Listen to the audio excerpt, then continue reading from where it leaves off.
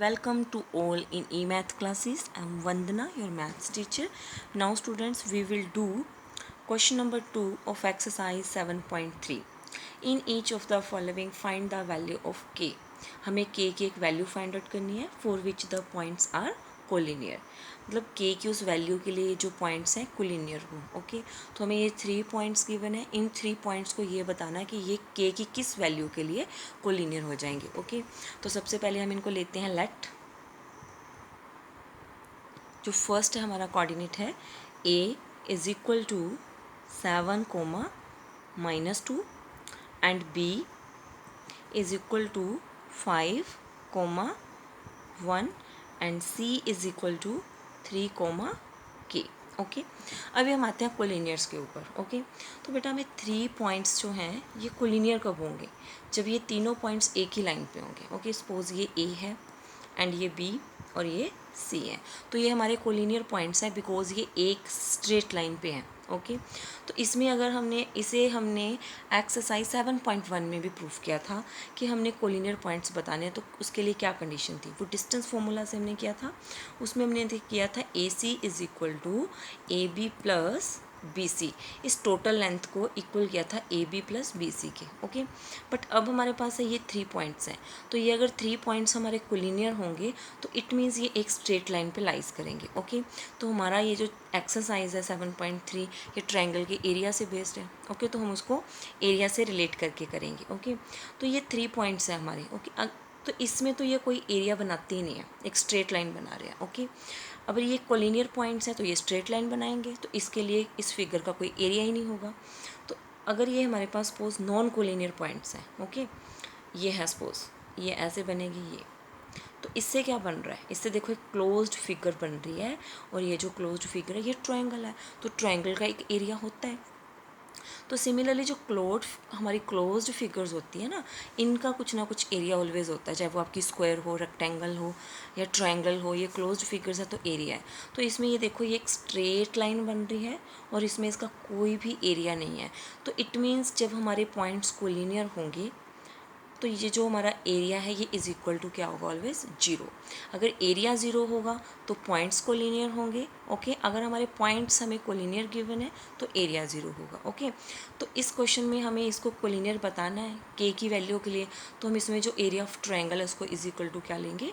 0. Okay, तो हमने ए B सी लिया, तो हम यही लिखेंगे दीज पॉइंट्स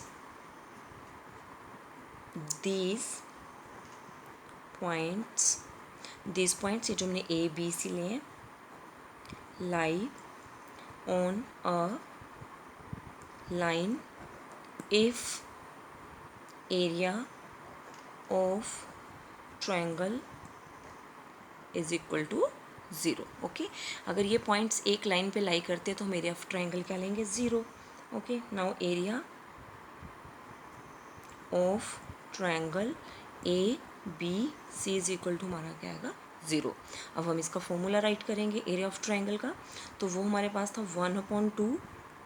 ओके, यहाँ पे हम क्या लिखते थे? x1, फिर आपको मैंने बताया था आप ऐसे ब्रैकेट लगाओ, प्लस x2 राइट करो, फिर आप एक ब्रैकेट लगाओ, प्लस x3 राइट करो, फिर से एक ब्रैकेट लगाओ, एंड इज इक्वल टू आपका इसमें क्या आएगा? 0. अब आपने अंदर के अंदर हम y लिखते हैं, y माइनस वाई, ऐसे y minus Y and y minus Y. But यहाँ पे y की वैल्यूज़ के लिए क्या था? आप इसको ऐसे एक सर्कल भी बना सकते हो. यहाँ पे सपोज आपने यहाँ 1 लिया, ये 2 एंड ये 3, तो इसको क्लॉकवाइज आपने ऐसे सर्कल बना लेना है. ओके, अब ये देखो x के लिए आपने 1 लिखा है, तो ऐसे ही आपने सर्कल लेना है. तो जब आपने 1 राइट कर लिया, 2 एंड 3 रिमेनिंग है, तो यहाँ पे आएगा 2 और यहाँ पे आपका आएगा 3. ओके, आप इसको ऐसे भी लर्न कर सकते हो. अगर आपने यहाँ पे y3 पे छोड़ा तो यहाँ पे भी फिर से y3 आएगा, y3 एंड 1 ऐसे भी लिख सकते हो, या फिर आप ऐसे फिर वही आपने 2 राइट किया, 2 के बाद आपके ये 3 एंड 1, तो 3 एंड 1. ओके, x3 आपने राइट कर लिया ये, तो रिमेनिंग आपके ये आपने ऐसे ही लेके चलना है. इसको ऐसे नहीं लिखना 2 और 1.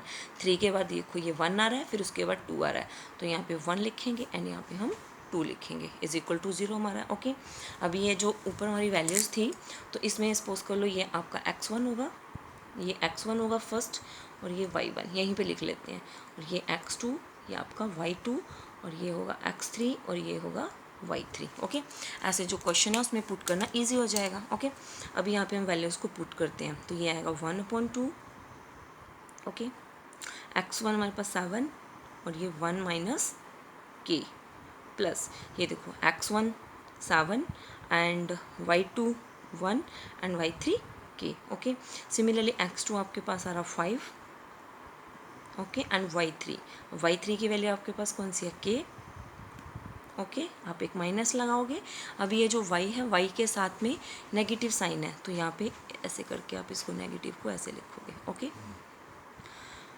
एंड प्लस अब x3 आपके पास 3, तो ये आएगा -2 - 1 इज इक्वल टू 0। ओके, ये जो आपका यहाँ पे 1/2 है, ये इधर आके मल्टीप्लाई हो जाएगा। हम नेक्स्ट स्टेप में ऐसे करेंगे इसको।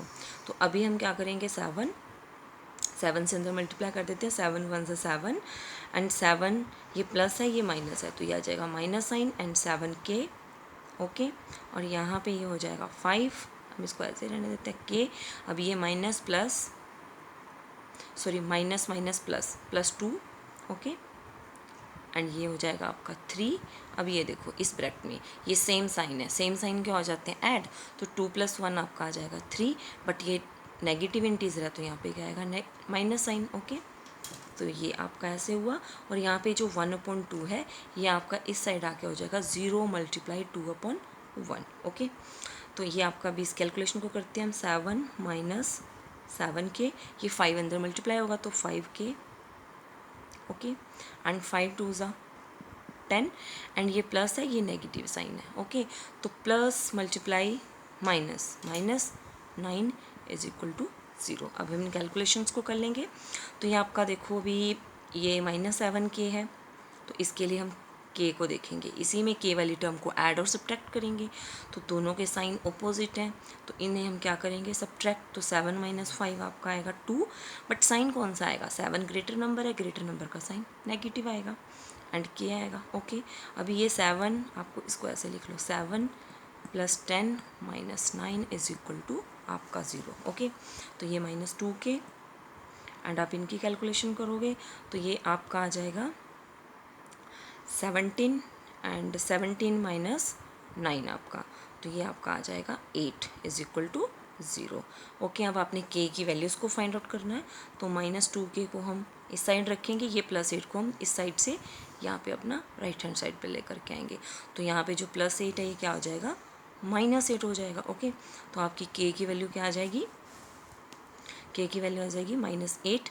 और ये जो यहाँ पे -2k है, ये मल्टीप्लाई है 2 इसके साथ, k के साथ, तो ये 2 आपका यहाँ के डिवाइड हो जाएगा। ओके, माइनस प्लस 8/2 एंड 8 को हम 2 से डिवाइड करेंगे तो ये आ जाएगा 4, बिकॉज 2 1 = 2, 2 4 = 8। ओके, तो ये k की वैल्यू आपके पास आ गई 4। ओके, तो इसमें हम लिखेंगे hence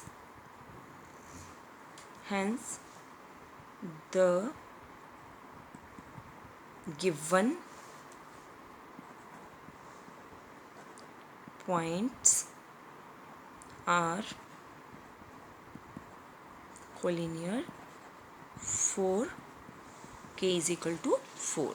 ये जो हमारी k की वैल्यू आई है, अगर हम इसको यहाँ पे पुट कर देते हैं तो ये जो हमारे गिवन पॉइंट्स हैं ये कोलिनियर हो जाएंगे। ओके, नाउ अब हम इसका करते हैं सेकंड पार्ट।